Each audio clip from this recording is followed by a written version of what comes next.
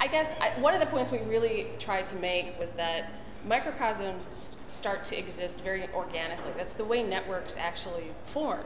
Human networks, technology networks, those little clusters form very organically. So what the center of gravity does is becomes an essential bridge piece to being able to move from those being isolated networks to being more interconnected. The hub becomes sort of the router that enables more connections, which is how it gets to more mature models. There's got to be a good analogy there, and I'm trying to think of what it is, but it really sort of becomes what the storyteller of the organization, right?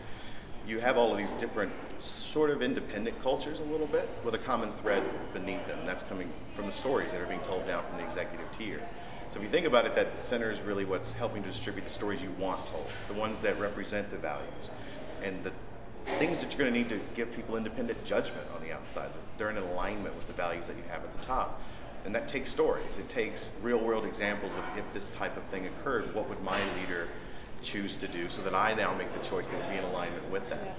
So it's trying to find those disparate cultures and bring them into having a common thread, a common story. And it gives them also a bit of an anchor so that if these groups are self-forming around problems or challenges in the organization, that they have resources to draw from that keep them sort of tethered to the central picture of the organization without getting too far out in the fringes. So they can still self-organize and be independent, but that they have a central resource that they can always use to power their efforts. Well, I think a thing that's important to stress there is that when we talk hub and spoke, everyone sort of sees everything going out from the hub.